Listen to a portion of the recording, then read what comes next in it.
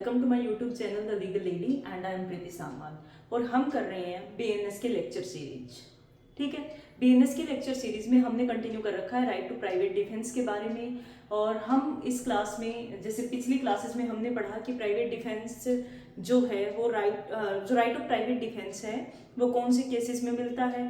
फिर हमने लिमिट्स पढ़ी कि रीजनेबल लिमिट्स में होना चाहिए। दूसरा हमने ये भी पढ़ा कि किन किन केसेस में प्राइवेट डिफेंस का राइट नहीं मिलता, जैसे कि पब्लिक ऑफिसर के केस में पढ़ा, या फिर anybody who is acting on the direction of public officer, उस केस में हमने पढ़ा। फिर हमने पढ़ा कि किस अमाउंट तक का फोर्स यूज किया जाना चाहिए प्राइवेट डिफेंस के टाइम पे, खुद को प्रोटेक्ट करने के लिए, प्रॉपर्टी को प्रोटेक्ट करने के लिए, यानी कि प्राइवेट डिफेंस को एक्सरसाइज करते टाइम कितना फोर्स आप यूज कर सकते हो, वो सारा कुछ हमने पिछली क्लासेस में पढ़ा। अब हम ये पढ़ेंगे कि कुछ केसेस ऐसे भी हैं। देखो, जनरली हमने जो पढ़ा वो ये था कि प्राइवेट डिफेंस का जब भी राइट एक्सरसाइज करते हैं तो आपका जो फोर्स है वो ना तो रेट्रीब्यूटिव होना चाहिए कि सामने वाले ने जितनी चोट पहुंचाई, जितना आपको हर्ट किया, जितना हार्म पहुंचाया, कोई भी इंजरी कोज की, तो हम उसी प्रोपोर्शन में उसको पनिशमेंट दे, ऐसा तो नहीं है। दूसरा, प्राइवेट डिफेंस का राइट किसी को पनिशमेंट देने के लिए भी नहीं है कि इसको इतनी डेटरेंट पनिशमेंट दूं ताकि किसी और के साथ ऐसा ना करे, नहीं। प्राइवेट डिफेंस के राइट का पर्पस क्या है? प्राइवेट डिफेंस के राइट का पर्पस सिर्फ इतना सा है कि आपके ऊपर जो एकदम से डेंजर आ गया जिसमें आपके पास दूसरा कोई ऑप्शन है ही नहीं, जो जैसे कि किसी अथॉरिटी से रिकोर्स करना, किसी दूसरे की हेल्प सीख करना, इस तरह का आपके पास कोई ऑप्शन नहीं है, तो हम मान के चलते हैं कि ह्यूमन नेचर इतना कोवर्डिश नहीं होना चाहिए कि उस डेंजर को फेस ही ना करे। ठीक है, तो लो भी इस चीज को रिकॉग्नाइज करता है, लेकिन सिर्फ उतना फोर्स यूज करो जितना उस डेंजर को रिपेल करने के लिए सफिशिएंट है। फिर एक चीज हमने और पढ़ी योगेंद्र मुरारजी के केस में कि जो प्राइवेट डिफेंस के टाइम पे हम फोर्स एक्सरसाइज करते हैं वो जरूरी नहीं है कि बहुत ज्यादा स्ट्रिक्ट हो। जैसे कि हमने रूल्स पढ़े कि इतना फोर्स उस टाइम पे, अगर आपके पास इस एक्सटेंट तक का डेंजर है तो उसी की प्रोपोर्शन में आप फोर्स यूज करके उस डेंजर को रिपेल कर सकते हो। लेकिन कई बार ह्यूमन माइंड इतना एग्रेसिव नहीं होता है या इतना डरा हुआ होता है, एकदम से अटैक से विचलित होता है, तो वो क्या करता है कि थोड़ी बहुत लिमिट्स डेविएट कर जाता है, लिमिट्स बढ़ जाती हैं। तो उन केसेस में वो लिमिट्स हो सकता है एक्सक्यूजेबल हो, लेकिन अगर आप एक्सेस लिमिट्स तक जाते हो तो वो एक्सक्यूजेबल नहीं है। जहां तक आपका प्राइवेट डिफेंस है वहां तक का आपका एक्ट एक्सक्यूजेबल है, उसके बाद आप ऑफेंडर की कैटेगरी में आ जाएंगे। ठीक है, तो आज हम पढ़ेंगे। अच्छा, दूसरा हमने ये देखा कि प्राइवेट डिफेंस दो केसेस में मिलता है, right against property and right against human body. अगर कोई ऑफेंस हो रहा है तो उन केसेस में प्राइवेट डिफेंस का राइट मिलता है। तो आज की क्लास में हम पढ़ेंगे सेक्शन 38, 39 और 40, जो डील करते हैं कि जब कोई भी ऑफेंस होता है अगेंस्ट ह्यूमन बॉडी। ठीक है, मतलब जरूरी नहीं है मेरे खुद के साथ हुआ हो, किसी और के साथ भी हो सकता है। और उस केस में जब भी right of private defence exercise किया जाता है तो कौन से ऐसे केसेस हैं जिनमें डेथ तक कॉज की जा सकती है। यानी कि अगर आपके सामने, अगर इन सारी कैटेगरीज में से कोई भी ऑफेंस अगर आपके साथ हो रहा है तो उन केसेस में क्या होता है, ऑफेंसेस अगेंस्ट ह्यूमन बॉडी के केस में, कि आप सामने वाले की डेथ तक कॉज कर सकते हैं और ये कंप्लीटली एक्सक्यूजेबल है।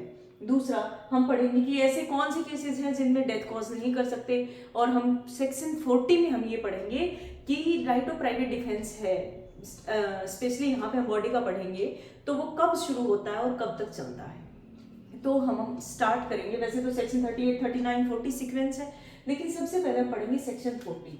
सेक्शन 40 क्या कहता है बीएनएस का? सेक्शन 40 बीएनएस कहता है commencement and continuance of right of private defence of body. यानी कि जो right of private defence of body है वो कब शुरू हो जाता है। तो ये सेक्शन कहता है as soon as reasonable apprehension of danger. जैसे ही रीजनेबल एप्रीहेंशन शुरू हो जाता है किसका? डेंजर का। किस चीज को डेंजर? बॉडी को डेंजर, क्योंकि हम बात कर रहे हैं right of private defence of body. अब वो डेंजर स्टार्ट हुआ, सबसे पहली बात तो ये समझने की जरूरत है कि डेंजर कब शुरू हो जाता है। जरूरी नहीं है एक्चुअल ऑफेंस ही कमिट हुआ हो तभी किसी को खतरा फील हो। अगर एक्चुअल में ऑफेंस हुआ नहीं है लेकिन चांसेस हैं, सर्कमस्टांसेस ऐसी हैं कि एक रीजनेबली प्रूडेंट पर्सन के दिमाग में उन सर्कमस्टांसेस को एनालाइज करते ही ये समझ में आएगा कि हाँ मेरी बॉडी को डेंजर है, या फिर मेरे किसी नॉन को कि बॉडी को डेंजर है। ठीक है, अब डेंजर शुरू कैसे हो सकता है? डेंजर या तो सामने वाले ने थ्रेट दी हो, ठीक है, या फिर कोई ऐसा अटेम्प्ट किया हो, यानी कि कुछ ऐसी टेंजिबल सर्कमस्टांसेस होने तो चाहिए जिससे आपको लगे कि हाँ मेरे को खतरा फील हुआ। ठीक है, तो ये कह रहा है कि right of private defence of body है वो कब कमेंस हो जाता है? जब भी रीजनेबल एप्रीहेंशन आ जाता है माइंड में, वही ऑब्जेक्टिव टेस्ट लगेगा। एक ऑर्डिनरी प्रूडेंट पर्सन जिस तरह से उस सर्कमस्टांसेस में रिएक्ट करता है, अगर उसी तरह से रिएक्ट किया गया है तो वो एक्सक्यूजेबल है। वहां पे हम कहेंगे कि वो right of private defence exercise कर सकता है। तो जब हम बॉडी की बात कर रहे हैं तो ये कहता है कि जैसे ही एक रीजनेबल एप्रीहेंशन बॉडी को राइज हुआ, चाहे वो सामने वाले ने कोई अटेम्प्ट इस तरह का किया है या फिर थ्रेट दी है, कोई आपकी तरफ पिस्टल तान के आ रहा है, तो ठीक है, सर्कमस्टांसेस क्लियर हैं कि वो मेरे को मर्डर कोज कर सकता है, ठीक है, तो वहां पे आपके पास right of private defence of body हो गया। दूसरा, कोई नीचे खड़ा है स्टेयर से और वो 1 मिनट में ऊपर आ रहा हूं और आके तुम्हें मारूंगा, ये भी डेंजर अराइज हुआ, ठीक है। किससे हुआ? क्योंकि सामने वाले ने थ्रेट दी है और ऊपर आने में मान लो 2 फ्लोर भी अगर उसने करने, तो आपके पास इतना टाइम नहीं है कि आप पब्लिक अथॉरिटीज का रिकोर्स ले पाओ या फिर कोई और दूसरे ऑल्टरनेटिव्स आप यूज कर पाओ। आपके पास एक ही ऑप्शन है कि आपके ऊपर जो डेंजर है वो आपने रिपेल करना है। तो जब तक जैसे ही कोई डेंजर का एप्रीहेंशन उस रीजनेबल पर्सन के दिमाग में आता है, उस पॉइंट से राइट ऑफ प्राइवेट डिफेंस शुरू हो जाता है। कंटिन्यू कब तक रहता है?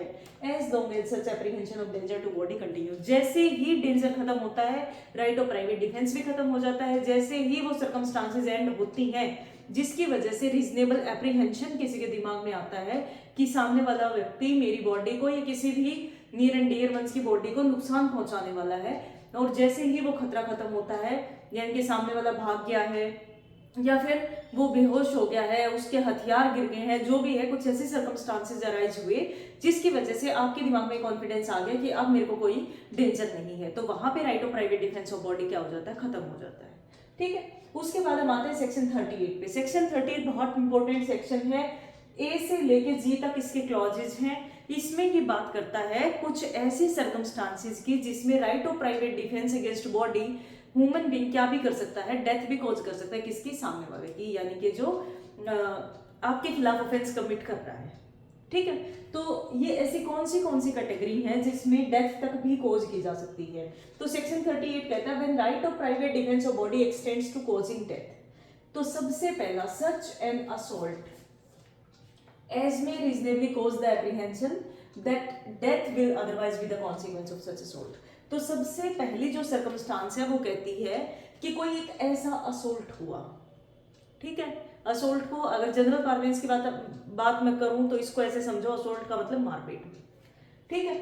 Such an assault as may reasonably cause the apprehension that death will be otherwise the consequence of such act. यानी कि सामने वाले ने असोल्ट किया और वो असोल्ट इस तरीके से किया कि एक रीजनेबल एप्रीहेंशन आपके दिमाग में क्रिएट हुआ कि ये सामने वाला, अगर मैं रिपेल नहीं करता, अगर मैं right of private defence of body यहाँ पे एक्सरसाइज नहीं करूंगा तो मेरी डेथ भी कॉज कर सकता है। अगर डेथ का एप्रीहेंशन है, रीजनेबल एप्रीहेंशन, ऐसा नहीं कि आप हाइपर सेंसिटिव हो, किसी ने आपको मजाक में एक थप्पड़ मारा और आपको लगा कि डेथ कॉज हो सकती है, इस तरह से नहीं। एक रीजनेबल एप्रीहेंशन की, जब हम रीजनेबल वर्ड अगर यूज हुआ है तो इसका वही मतलब है ऑब्जेक्टिव टेस्ट। हम एक नॉर्मली प्रूडेंट पर्सन को देखेंगे कि अगर उसको इस तरह की मारपीट से, अगर कोई थर्ड पर्सन है जो ऑर्डिनरी प्रूडेंट पर्सन है, मतलब लॉजिकल बातें करता है, रीजनेबल अपने डिसीजंस लेता है, अगर इस तरह का कोई पर्सन है और उसके खिलाफ अगर इस तरह का असोल्ट होता है, ये सर्कमस्टांसेस होती हैं, तो क्या सामने वाले के दिमाग में आएगा कि अगर मैं इसको रिपेल नहीं करूंगा तो death will B the consequence of such act? क्या वो इस तरह से एक्ट कर रहा है कि मेरी डेथ भी कॉज हो सकती है?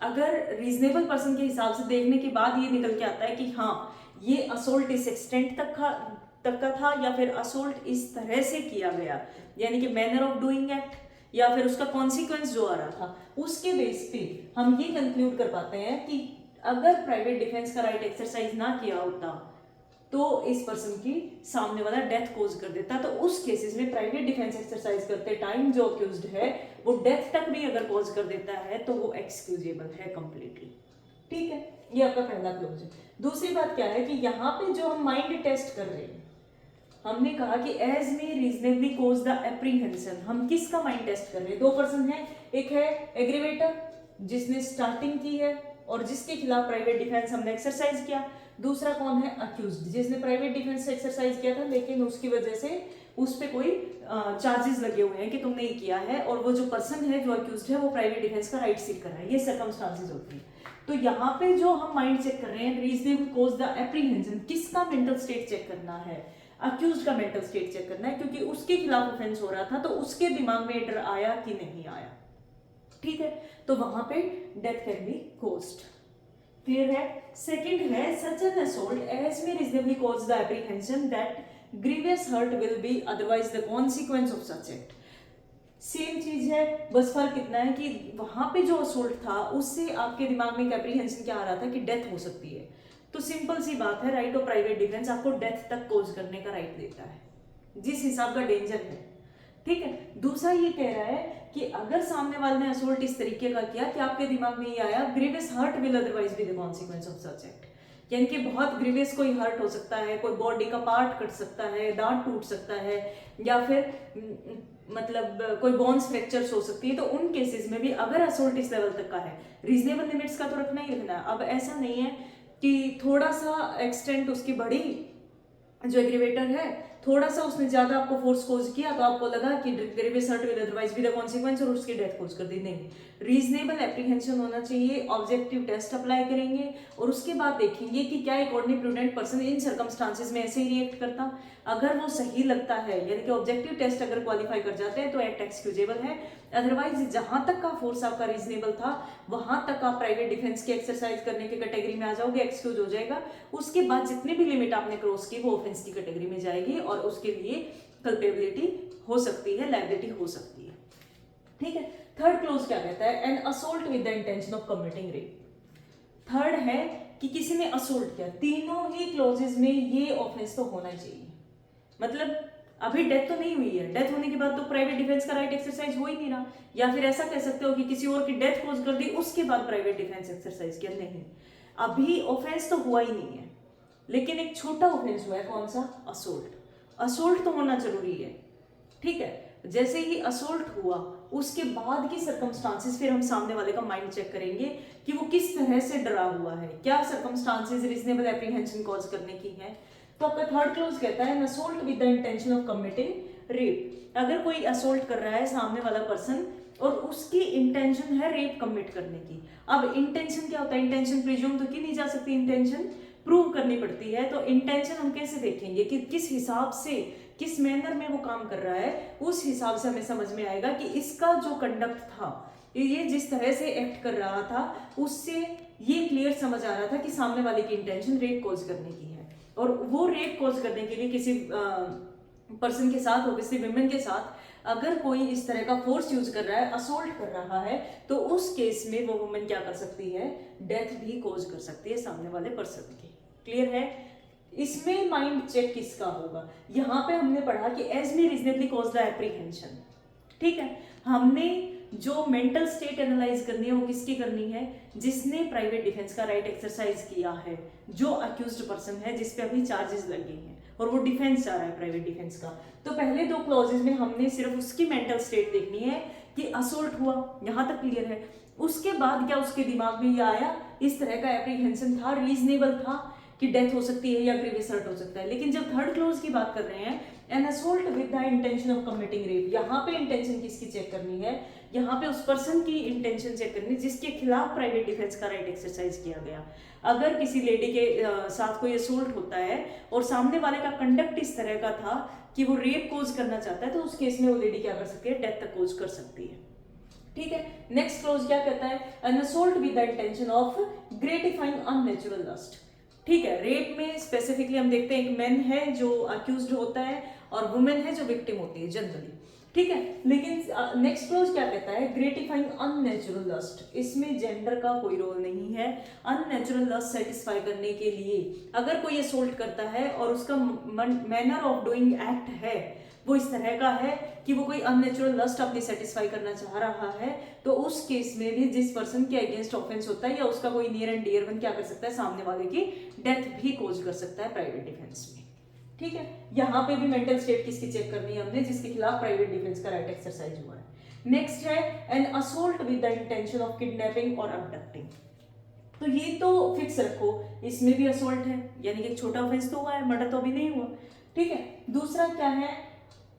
यहाँ पे भी क्या आएगा? Such and assault. तो यहाँ पे भी ग्रीवियस हर्ट तक चीज पहुंची नहीं है, पहुंच सकती है, हो भी गया हो ग्रीवियस हर्ट और नहीं भी हुआ हो, लेकिन असोल्ट हुआ जिसकी वजह से डेंजर इस लेवल का क्रिएट हुआ कि आपको लगा कि ग्रीवियस हर्ट होगा। ठीक है। तो असोल्ट तो होना जरूरी है ही है। नेक्स्ट में क्या है? Assault with the intention of committing rape. और उससे next an assault with the intention of gratifying अ नेचुरलिस्ट। अब जो ई क्लोज है वो क्या कह रहा है, assault with the intention of kidnapping और अबडक्टिंग। किडनैपिंग और अबडक्टिंग में सबसे पहली बात, किडनैपिंग और अबडक्टिंग दोनों one and the same thing नहीं है, क्योंकि लॉ ऑफ इंटरप्रिटेशन ये कहता है कि एक क्लॉज में अगर दो चीजें यूज हो रही हैं तो दोनों वर्ड्स का सेम मीनिंग नहीं हो सकता। प्लस किडनैपिंग और अबडक्शन दोनों अलग अलग डिफाइंड है बीएनएस में भी। तो किडनैपिंग दिया हुआ है आपका सेक्शन 137 बीएनएस में और अबडक्शन दिया हुआ 138 बीएनएस में। सेक्शन 137 बीएनएस क्या कहता है, देखो किडनैपिंग किसकी हो सकती है, अगर कोई पर्सन यानी कि कोई चाइल्ड जो 18 साल से कम का है इररिस्पेक्टिव ऑफ जेंडर। जब हम आईपीसी में पढ़ते थे तो हम पढ़ते थे कि किडनैपिंग होने के लिए मेल की जो एज है यानी कि बॉय की जो एज है वो 16 ईयर से कम होनी चाहिए, तभी वो किडनैपिंग की कैटेगरी में आएगा। और अगर गर्ल है तो उसकी एज 18 से कम होनी चाहिए, तब वो किडनैपिंग की कैटेगरी में आ जाएगी। लेकिन बीएनएस ने इसको जेंडर न्यूट्रल कर दिया है। इसमें लिखा हुआ है कि अगर 18 साल से कम इररिस्पेक्टिव ऑफ जेंडर, चाहे वो बॉय है चाहे वो गर्ल है, अगर किसी को कोई किडनैप कर ले जाता है, उठा ले जाता है, वो दो तरीके से हो सकता है किडनैपिंग या तो हो सकता, मतलब बेसिकली किडनैपिंग दो तरीके की होती है। एक होता है किडनैपिंग फ्रॉम लॉफुल गार्डियनशिप और दूसरा होता है किडनैपिंग फ्रॉम इंडिया। ठीक है, तो उस केस में अगर कोई 18 साल से कम का बच्चा है तो किडनैपिंग की कैटेगरी में आएगा, और अगर 18 साल से ज्यादा एज का कोई पर्सन है तो वो अबडक्शन में आएगा। ठीक है, क्लियर है। तो अब ये क्या कहता है, ये कहता है कि किडनैपिंग हुई, कैसे हुई, असोल्ट के साथ हुई। तो दो तरह की किडनैपिंग हो सकती है। एक तो किडनैपिंग होता है किसी को एंटाइस कर लेना, ल्योर करना, जैसे कि कोई 5-7 साल का बच्चा है, आप उसको चॉकलेट्स दिखा के अपने साथ कहीं ले जा रहे हो, या फिर कोई 10-12 साल का बच्चा है, उसको आप किसी तरह से भी परसुएड करते हो, उसको एक अट्रैक्टिव लाइफ दिखाते हो कि यहाँ पे पेरेंट्स तेरे को मारते हैं, पढ़ना पड़ता है, मैं तेरे को वहां ले जाऊंगा, वहां पे ये कर सकता है, तू मजे कर सकता है, खेल सकता है, इस तरह की चीजें देके अगर किसी को ले जाया जाता है तो उसमें असोल्ट इंक्लूडेड नहीं है। ठीक है, तो सिर्फ किडनैपिंग और अबडक्शन यहाँ पे कौन सी इंक्लूडेड है, जिनमें असोल्ट हुआ हो। ठीक है, तो मेन कंपोनेंट किडनैपिंग हो या अबडक्शन हो विद असोल्ट होना जरूरी है। उसी तरह से अगर अबडक्शन की बात करें तो अबडक्शन में भी या तो आप किसी पर्सन को फोर्स से कहीं पे लेके जाते हो या फिर परसुएशन से लेके जाते हो, मिस रिप्रेजेंटेशन कर दिया फैक्ट्स का या कुछ भी है, लेकिन सामने वाला एट द एंड एग्री हो जाता है। तो अबडक्शन के केस में भी अगर बाय फोर्स हुआ है तभी असोल्ट की कैटेगरी आएगी। तो दोनों ही केस में, चाहे वो किडनैपिंग की बात हो रही हो चाहे अबडक्शन की बात हो रही हो, अगर विद एंटाइसमेंट हुआ है या सिर्फ ल्योरिंग से हुआ है या परसुएड करके हुआ है, तो वो वाले केसेस में right of private defence death तक का नहीं मिलता। लेकिन अगर फोर्स से हुआ है जिसमें असोल्ट इंक्लूडेड है, उस केस में अगर कोई सामने वाला असोल्ट कोज करता है किस इंटेंशन से कि वो उसको किडनैप करना चाह रहा है, वो अबडक्ट करना चाह रहा है, तो उन केसेस में right of private defence death cause करने तक का एक्सटेंड करता है। ठीक है, नेक्स्ट क्लोज क्या कहता है, an assault with the intention of wrongfully confining a person under circumstances which may reasonably cause apprehension that he will be unable to have recourse to public authorities। किसी सामने वाले पर्सन ने क्या किया, assault किया, और इस तरह से किया कि वो उसको wrongfully confine करना चाह रहा है। रॉन्गफुल कन्फाइनिंग का क्या मतलब है, किसी को लीगली जो उसके पास राइट था किसी डायरेक्शन में जाने का, घूमने का, फ्री घूमने का, उसको कन्फाइन कर देना, वो क्या कहलाता है, रॉन्गफुल कन्फाइनिंग कहलाता है। एक रॉन्गफुल रेस्ट्रेंट होता है, एक रॉन्गफुल कन्फाइनमेंट होता है। रॉन्गफुल रेस्ट्रेंट सिर्फ एक डायरेक्शन में किसी को मतलब जाने का रास्ता नहीं देता, एक या दो डायरेक्शन में, बाकी कहीं भी वो जा सकता है। ठीक है, जैसे कि कोई पब्लिक पार्क है और उसके एक गेट पे आप खड़े हो गए कि इधर से निकलोगे तो मैं मारूंगा, ये हुए रॉन्गफुल रेस्ट्रेंट। रॉन्गफुल कन्फाइनमेंट में क्या होता है कि आप किधर भी उसको नहीं जाने दे रहे, उसके लिए चारों दरवाजे बंद हैं, हर डायरेक्शंस में उसको कन्फाइन कर दिया, किसी को कमरे में बंद कर देना, लॉक लगा देना, रॉन्गफुल कन्फाइनमेंट है। ठीक है, एक पार्क है जिसपे दो ही मेन गेट है और कोई बच्चे अंदर खेल रहे हैं, आपने दोनों गेट पे बहुत फेरोशियस से डॉग्स बांध दिए और आप कह रहे हो कि अगर बाहर निकलोगे तो ये आपको काट लेंगे, तो ये क्या है, ये भी रॉन्गफुल कन्फाइनमेंट है। तो यहाँ पे हम जो बात कर रहे हैं वो रॉन्गफुल कन्फाइनमेंट की कर रहे हैं कि किसी ने असोल्ट किया, किस तरह का assault, sorry an act of wrongful, मतलब किसी को सामने वाले को रॉन्गफुली कन्फाइन करना चाह रहा है, पकड़ना चाह रहा है, इधर उधर जाने नहीं दे रहा है। ठीक है, और इस सर्कमस्टांसेस से जो पर्सन है जिसको रॉन्गफुली कन्फाइन किया है वो रीजनेबल अगर दिमाग लगाए तो उसको ये समझ में आया कि अगर मैं यहाँ पे अपना प्राइवेट डिफेंस का राइट एक्सरसाइज नहीं करूंगा तो मेरे पास इतना टाइम नहीं है कि मैं पब्लिक अथॉरिटीज तक रिकोर्स कर पाऊँ, यानी मैं पब्लिक अथॉरिटीज की हेल्प ले पाऊँ, तो वो खुद के कन्फाइनमेंट से बचाने के लिए, रॉन्गफुल कन्फाइनमेंट से बचाने के लिए क्या कर सकता है, प्राइवेट डिफेंस का राइट एक्सरसाइज कर सकता है, और किस एक्सटेंट तक कर सकता है, सामने वाले की डेथ भी कोज कर सकता है। क्लियर है? उसके बाद नेक्स्ट जो क्लॉज है वो क्या कहता है, एक्ट ऑफ थ्रोइंग और एडमिनिस्ट्रिंग एसिड और अटेम्प्ट टू थ्रो और administer acid that may reasonably cause apprehension that grievous hurt will otherwise be the consequence। ये अगर आईपीसी की बात करें तो ये ओरिजिनली नहीं था, ये बाद में ऐड किया गया था, लेकिन बीएनएस में ऑब्वियसली इसको फ्रॉम द बिगिनिंग रख दिया गया है। ये कहता है कि एक्ट ऑफ थ्रोइंग और एडमिनिस्ट्रिंग एसिड, थ्रो का मतलब किसी के ऊपर फेंकना, एडमिनिस्टर का मतलब बॉडी में एडमिनिस्टर करना, पिलाना, ठीक है। तो ये कह रहा है कि कोई भी एक्ट है किस चीज का, या तो सामने वाले ने एसिड थ्रो किया या एडमिनिस्टर किया, या फिर एक्चुअल में थ्रो तो नहीं किया, अटेम्प्ट किया, ठीक है, और उस एक्ट से आपके दिमाग में एक एप्रीहेंशन क्रिएट हुआ कि ग्रीवियस हर्ट हो सकता है, ठीक है, तो उस केस में भी ये कहता है कि डेथ कोज की जा सकती है उस पर्सन की। अब एक बात समझना कि इसने वर्ड यूज किया कि एन एक्ट ऑफ थ्रोइंग और एडमिनिस्ट्रिंग एसिड या फिर अटेम्प्ट टू थ्रो और एडमिनिस्टर एसिड। अब कोई सामने एक पर्सन है जो टोटली प्रिपेयर्ड है कि वो आपकी तरफ एसिड फेंकना चाहता है, ठीक है, तो अब जिसके ऊपर एसिड फेंका जा रहा है, क्या वो इतना वेट करे कि सामने वाला या तो फेंके और मैं बच जाऊं, अटेम्प्ट में आए, या फिर वो एक्चुअल में फेंक दे, उसके बाद मेरा right of private defence exercise हो।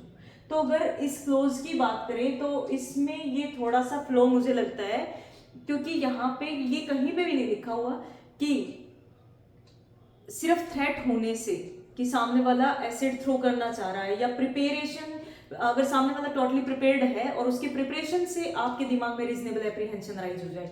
यहाँ पे सिर्फ दो चीजें लिखी हुई हैं, एक तो एक्चुअल कमीशन हो जाए किसका, थ्रोइंग और एडमिनिस्ट्रिंग एसिड का, या फिर क्या हो जाए, सामने वाला अटेम्प्ट करे थ्रो करने का या एडमिनिस्टर करने का एसिड, और आपके दिमाग में साथ में ये एप्रीहेंशन आए कि ग्रीवियस हर्ट हो सकता है मुझे इस एसिड से, तो सिर्फ क्या हो सकता है, death can B caused in the right of private defence, ठीक है। तो इस तरह से सेक्शन 38 में ए से लेके जी तक क्लॉजेस दिए हुए हैं। ये वो क्लॉजेस हैं जिनमें राइट अगर प्राइवेट डिफेंस का आप एक्सरसाइज करते हो बॉडी के रिगार्डिंग, तो सामने वाले की डेथ तक भी कोज की जा सकती है। ऐसा नहीं है हर केसेस में डेथ ही कोज की जाएगी, मैंने कहा अप टू डेथ, यानी कि डेथ भी कोज की जा सकती है। अगर डेंजर पहले टाला जा सकता है, कम फोर्स से टाला जा सकता है, तो आपको कम ही फोर्स यूज करना है। क्लियर है? ये सेक्शन 38 था। अब जो सेक्शन 39 है वो क्या बात करता है, वो कहता है कि ठीक है, ये तो वो केसेस थे जहां पे right of private defence of body extends to causing death, लेकिन बाकी अगर कोई भी ऑफेंस होता है, ये जो कैटेगरी है ए से जी तक, अगर इन कैटेगरीज में एक्ट फॉल कर रहा है सामने वाले पर्सन का, तो आप प्राइवेट डिफेंस को एक्सरसाइज कर सकते हो कहां तक, अप टू डेथ। लेकिन अगर इनसे अलग कोई भी ऑफेंस होता है बॉडी के खिलाफ, तो उस केस में आप कोई भी हार्म कोज कर सकते हो, लेकिन डेथ कोज नहीं कर सकते। और जो हार्म है, ऑब्वियसली ये तो एक जनरली रूल चलेगा ही चलेगा कि आप हार्म कोज कर रहे हो जो भी प्राइवेट डिफेंस में, वो रीजनेबल लिमिट्स में होना चाहिए, प्रोपोर्शनल टू द डेंजर होना चाहिए। अगर डेंजर कम है, आप हार्म एक एक्सट्रीम लेवल का कोज कर रहे हो, जैसे कि आपको जो डेंजर था वो सिर्फ इस हद तक का था कि आप उस सामने वाले को हर्ट कोज करके या ग्रीवियस हर्ट कोज करके उस डेंजर को रिपेल कर सकते थे, लेकिन आपने सीधा क्या किया, सामने वाले की डेथ कोज कर दी, तो उन केसेस में आप ऑफेंडर की कैटेगरी में आ जाओगे। आपने ऑफेंस कोज किया है, exceeding the right of private defence, murder किया है, तो ठीक है, मर्डर से आपकी जो लायबिलिटी है वो कल्पेबल होमिसाइड में आ जाएगी, लेकिन टोटली एक्सक्यूजेबल नहीं है। तो बाकी केसेस की अगर बात करें, इन केसेस को छोड़ दे तो उसमें डेथ कोज करना अलाउड ही नहीं है। अगर आपने डेथ कोज की है तो कल्पेबल होमिसाइड में तो अल्टीमेटली जाना ही जाना है, ठीक है। तो इस सेक्शन 39 किसकी बात करता है कि कोई भी हार्म कोज किया जा सकता है एक्सेप्ट डेथ, लेकिन रीजनेबल लिमिट्स में होना चाहिए, ठीक है। तो ये आपका सेक्शन 38, 39 और 40 कवर हो गया। उसके बाद तीन सेक्शन हम पढ़ेंगे प्रॉपर्टी के बारे में, और फिर एक दो जनरल सेक्शन और राइट ऑफ प्राइवेट डिफेंस आपका